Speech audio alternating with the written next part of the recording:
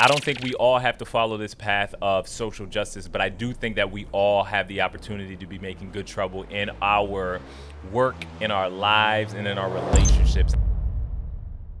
What's up, y'all? Welcome back to the channel. My name is Josh, and today we're going to be talking about 3 things that I took away from the John Lewis Good Trouble documentary film. My philosophy is very simple. When you see something that is not right, say something, do something, get in trouble, good trouble, necessary trouble. A few months ago, I was on a freelance video shoot. We drove by this mural as we were on this gig. On this wall, it said Good Trouble.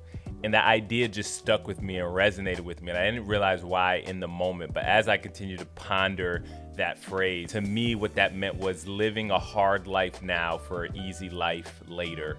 I felt like a lot of my life, a lot of my story was doing that myself. So I became super intrigued about this phrase, and I started doing some research, and I realized that it came from this guy named John Lewis. This is a 2020 American documentary film directed by Dawn Porter about the life of a civil rights activist and United States Congressman, John Lewis. He had some key moments in the civil rights movement of the 1960s, all the way through his efforts today to preserve and protect Americans' ability to vote. In one of his speeches, he talks about how his parents used to tell him to stay out of trouble, not to get in the way. But in the speech, he was talking about actually getting in the way, getting into trouble, getting into good trouble, necessary trouble. The first thing that I took away from this documentary film is this: good trouble cost him something. John Lewis grew up in the 1960s. Segregation was very prevalent at this time, so he would participate in sit-ins and he would be beaten by police. He was arrested multiple times, getting in the way, fighting for voter rights. That cost him a lot. That cost him something. There is no way that we can shake or move from this idea that good trouble isn't going to cost us something. Whether we're trying to make good trouble in our relationships, in our work, it will cost us in some type of way. Now, the second thing that stood out to me in this documentary was just how he was prepared to put it all on the line. He talks a little bit about in the documentary how at one point, after just being beaten and jailed so many times, like fear had escaped him. He no longer feared for his life. He was so dedicated to the cause that it was just like he was focused on the progress and the change that he was trying to make. What I took from that was, in order to make good trouble, you're going to have to be very resilient and you're going to have to be able to persevere. The final thing that I took away from this documentary was this: the fight doesn't stop.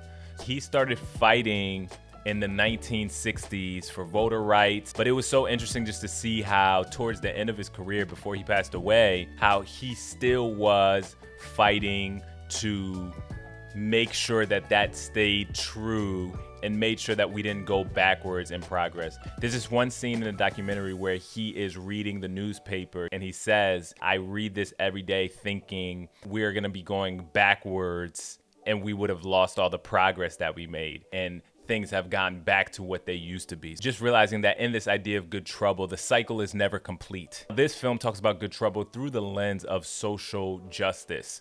I'm very curious just to kind of see how those principles lend themselves to a everyday making good trouble. When I hear the term good trouble, I think of living a hard life now for an easy life later.